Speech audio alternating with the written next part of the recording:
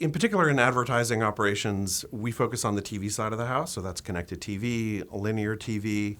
The problem has been around for 20 years, right? As ad tech has evolved, as the television ecosystem has evolved and become more digital, a lot of the challenges, you still have humans like logging into a bunch of different ad platforms. They're running reports, they're keying in different kinds of advertising operations, either in trafficking or adjusting things like pricing and yield management operations. And it's been people sort of at the center of this for a long time. We've been enabling a number of different big publishers to augment their teams with AI and things like trafficking agents and yield agents to give the advertising operations teams and even now the sales teams the power of 15 to 20 people by enabling different kinds of agents to kind of log into different ad platforms and do the work that humans would be doing and free up teams to do stuff that's much more strategic. Frans, most of the newest agents in advertising have seemed to be focused on the buy side lately.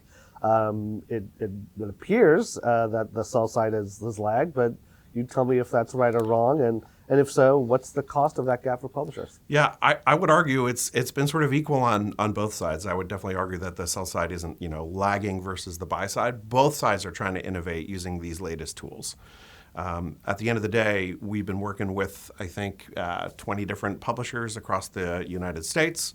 We're now bringing the Swivel business overseas as well into the UK and Europe. There's been a number of different really interesting partnerships that we've been working on in collaboration with the buy side, empowering publishers to do things like, how do I make media trading more efficient? How do I make everything after the order more efficient, right? That includes all the pain points around trafficking and optimizing campaigns and doing things like yield management. A lot of the tools are available on both sides of the fence, and we're very excited about kind of where things are headed now.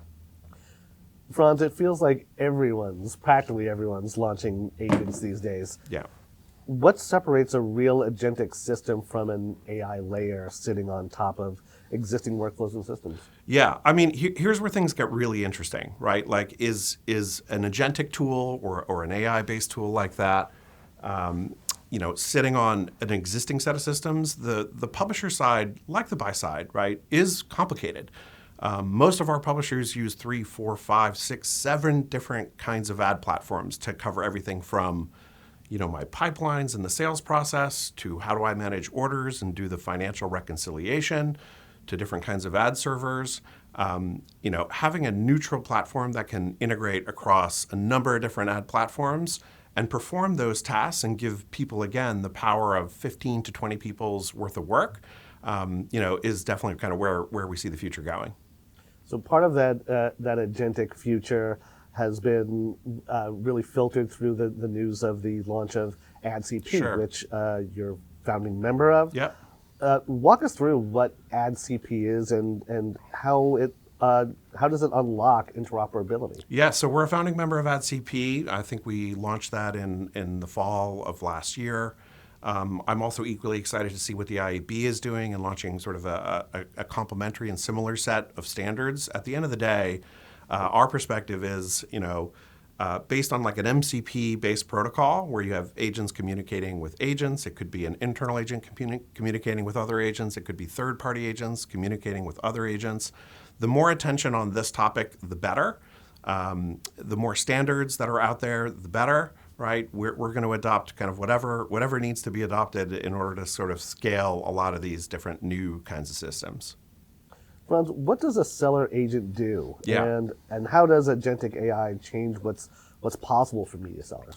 A couple different things. I think the idea here, and we've seen this in practice, I think we've got 4 or 5 different campaigns that have been traded agentically.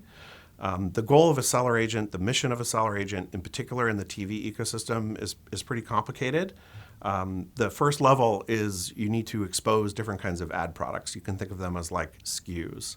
Right, I've got linear ad products, digital ad products. I've got things like home screen takeovers that a lot of our customers, including LG, which is public, have the capability to offer all kinds of different SKUs out to the market. So, job number one of a seller agent is codifying What are those SKUs? What are those ad products? It could include a digital ad product. It could include a linear ad product. And being able to respond to buyer agents with the appropriate set of SKUs for, hey, I've got a campaign for, a new pickup truck. I'm trying to reach a certain income level. I'm trying to reach a certain demographic. What are the right SKUs that we can surface, to a buyer agent is job number one. So like ad product discovery. Job number two is including things like pricing rules, right? What is the right price for this buyer versus that buyer? A lot of people have pre-negotiated, rates with different kinds of buyers. So managing pricing rules and enforcing pricing rules in a transparent way is job number two. And at the end of the day, job number three as well is like, hey, how many of these SKUs are available, right? What is the forecast, right? How many units are available of this? If you can do those three things really well, that sort of begins to automate a lot of how TV trades, in sort of a human-to-human capacity. Franz, a lot has already happened in 2026. Yeah. Wanted to just quickly get a sense of what else Swivel will be focusing on this year, and what should the industry itself be paying attention to? I think the evolution of the standards for sure is what we should be focused on as an industry. Like I said, we're going to support whatever the best standard is, regardless of kind of where it comes from. In many ways, we're also augmenting and sort of feeding back into those standards to make sure it can support, the nuances of the television business, which is different than other kinds of media, right? So I think that's number one. For us in 2026, we're really excited to be moving overseas into Europe and to the UK. So that's a big effort for us. We're going to have some exciting announcements about that in the coming weeks and months. Those are a couple of things that we're really focused on right now.